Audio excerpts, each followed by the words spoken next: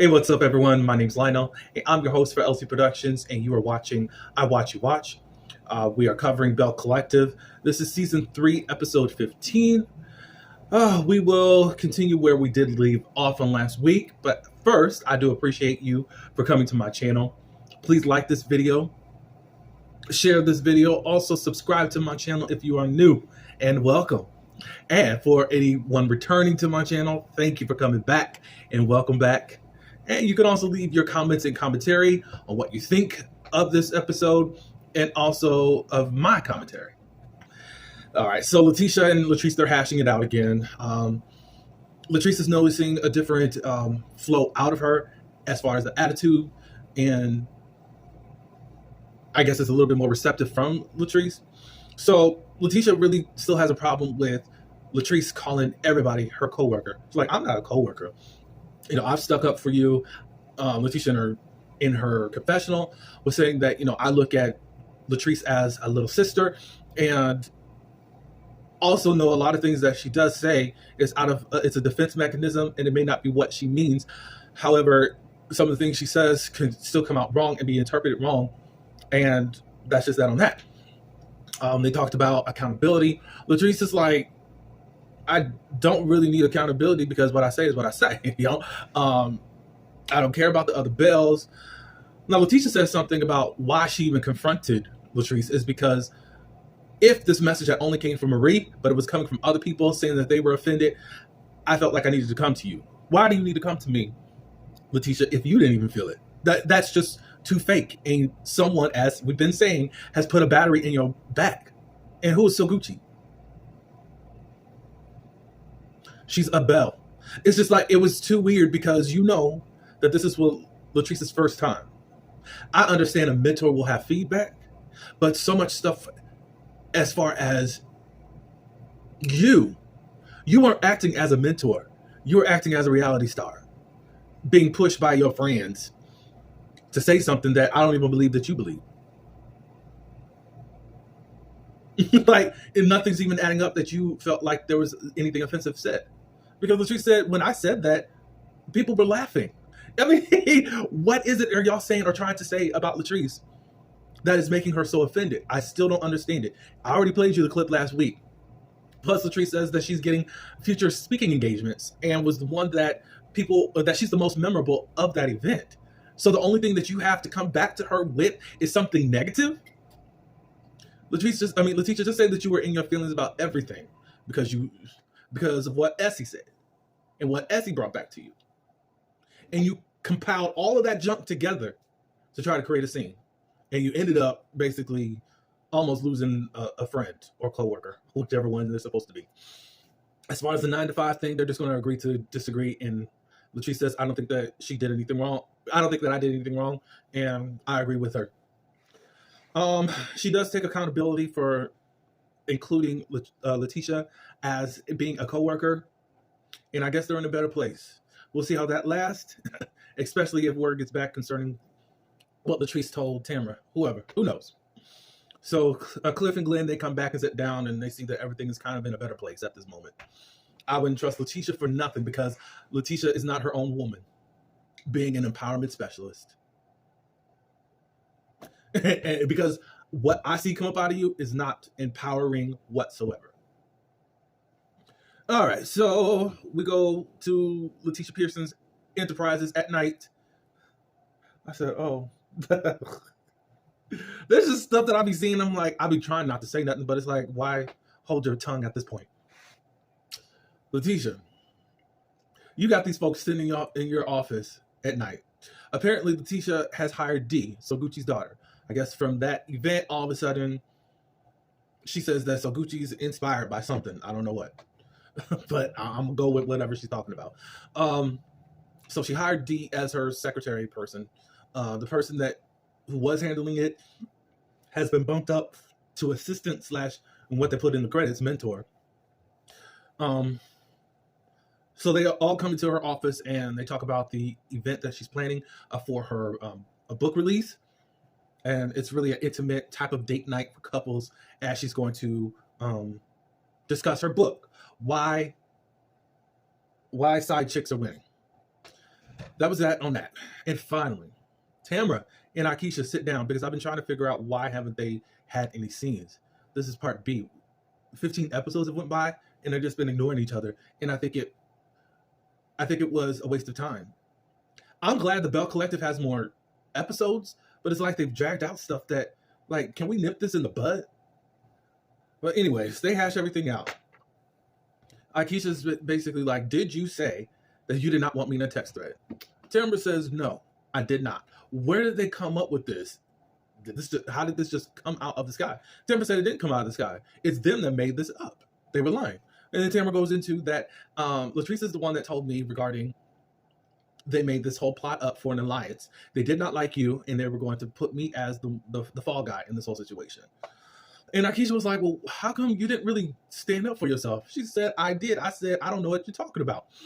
Because Akeisha's like, well, you came up against me really quickly. If it was all their scheme, you weren't getting mad at them. You were getting mad at me. And they went back to that Sistervention event that they had. And it was getting kind of crazy. But Akeisha wanted answers to her questions. And I do understand that. Because it's quite crazy. You all of a sudden get sprung up with all this information that all these people have been against me. I believe everything about Letitia doing whatever towards what Letitia did towards Akeisha. I believe it. I believe it. I do not believe Letitia wanted her in this group at all. They knew what she came with and obviously was intimidated. I still don't feel like we really dealt with this rivalry between Akeisha and Letitia. Because it's like they went to go sit down and talk for a second, and we good. What? But you don't see them talk. They don't talk. They don't do nothing. They don't conversate. They don't do nothing until Letitia's ready to say something about Latrice. But we don't see them. There's nothing. So they finally hash it out. Akeisha's kind of still leery. She's on the fence about Letitia. With Tamra, they decide to make it up. She wants to learn to trust Tamra all over again. Because there's history there. Her families know each other. They went to high school together. She said that she's more apt to forgive and go on with Tamra than with Letitia because she knows that Letitia has said some things about her. I believe it. Whatever it is about Letitia, I believe it. I believe it. Then Akeisha's trying to get Tamra to spill about what she thinks she knows, that Tamra knows that she knows, basically about the pregnancy. She's like, well, I noticed that your voice is getting deeper. And 2 times my voice has gotten deeper. And it has come back before, but it has been deep 2 times. Basically her children, and they're at home. And Tamra just kind of chuckles it off. Obviously Akeisha knows, but she's just going to wait for Tamra to say what needs to be said. Next scene is with Tamra and her cousins. Her cousins are her village, and she decides that she wants to reveal her pregnancy to them. She has these gifts for them to open up, but they all got to open them up together. She makes an announcement in regards to, you are my village. Thank you for being with me during my 39 fibroid surgery and all that good stuff. They open it up, and they got the baby onesie out. I know it said Tamra something. So anyways, they all figured that Tamra's pregnant. She's 5 months, and she's still trying to figure out how to tell everyone because she still wants to keep it a secret until 6 months at least, as she said in the last episode. One of the ladies said, do the Bells know? And she said, no, I don't know who I would tell. I guess her mom, she tried to tell her mom about the pregnancy, but it wasn't explained very well, and her mom ended up calling her later on after being explained and was still confused. So obviously Tamra was talking in circles to her mom, hoping her mom would get it. But anyways, I guess now the mom knows. But anyways, there's going to be a gender reveal. As far as who is invited from the Bells, can we? One of the cousins said, "Can we invite who we just like?" And Tamra said, "I'm gonna let you know who's going to be invited and who is not." All right, so this Gucci, JJ, and Oral scene, his mama. Oral is out of the house, which I don't even understand why she was there. If it was so easy for her to leave and come. That's the stuff that is so weird to me. If it was so easy for this woman to leave, why was it important for her to come and move in with her son? None of it's making sense. And I feel like the whole season 3 has been contrived by JJ and Gucci. The only thing that hasn't been reality, or that hasn't been scripted reality with them, is the whole fight with Selena, and then bridging this family together. Anyway, so JJ and Gucci are late, and Oral is fussing. You can tell it took about 15 or 20 minutes for her to stop fussing. I don't know how much time it was, but she kept going on and on and on. And basically, both of them apologized to each other, Oral and Gucci, regarding how they did things. And Gucci said that she was mean that time. And I think Oral said, "You were rude, da da da da." And JJ said, "Yeah, I told Gucci, da da da da da da." Whatever. I don't care. I just don't think I'm getting authentic stuff from them. And they're just playing games with us. So they wanted advice from Miss Oral regarding how to handle things with the girls and with Selena, which really not even about Selena. She's basically saying y'all are one unit as one and have to come together in love. And you are not the competition. You're not in all this good stuff. I don't think it was wisdom at all, because I really don't understand the feud. So Gucci, I understand you were hit and you were violated. You don't want to talk to Selena whatsoever. You barred her from coming to the show. And I'm hearing that Selena wasn't even invited to the reunion, possibly because of you. I don't know. I don't know yet about this whole situation. You are so worried about making sure you are right with those girls. Those girls are never going to see it for you, especially now that you did press charges against their mom. No matter who was wrong or right. I don't think Gucci wants to put any blame on herself. And that's the part that I have a problem with.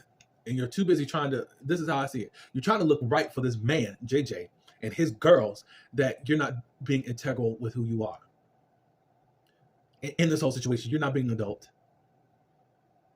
Because I promise, if the roles were switched, D is not going to try to work it out.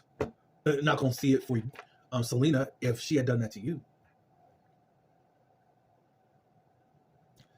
I don't get it. I don't get this whole situation. I feel like that they are lying to us and not telling us the whole truth about this whole weird relationship. But this isn't mine to tell, because it's like, hopefully Mr. Carlos did grill them, because it's like, I'm not understanding this whole equation. All right, so Timber and Damon, they go for CPR classes. It's CPR for babies. Damon says that he's had a CPR class when he was in high school.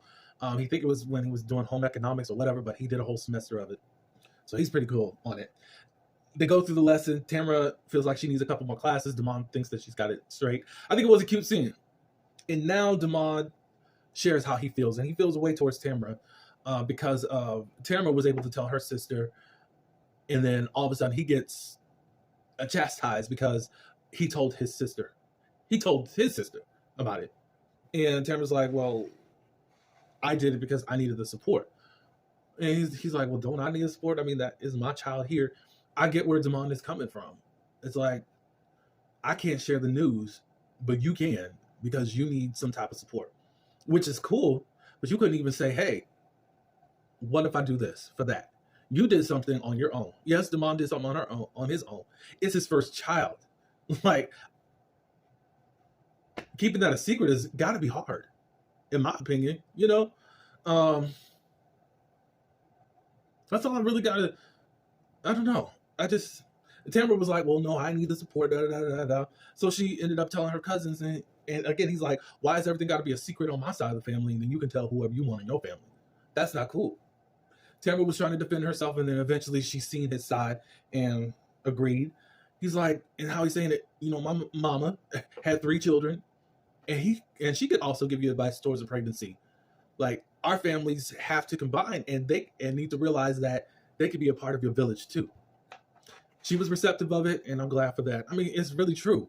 I think that Tamara has to come from this independency that she does have and actually emerge and become one. That's a lot of difficulties for a lot of couples out there. And I think that Tamara needs to, and Damon, do y'all want to be together forever? Y'all working out the kinks. However, it's like you guys still live independently. And you're older too. So this is going to take a lot more work. But we'll see what happens. All right, so the last scene is with Letitia. She has her event. Glenn is her +1, as she says in her confessional. But we know they married, and I'm sure that they are doing the nasty. He's in this white sweater fur thing and all that good stuff.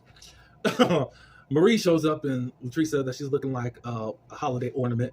She's dressed in gold with this gold sequence hat and all this good stuff. The like gold sequence brim hat.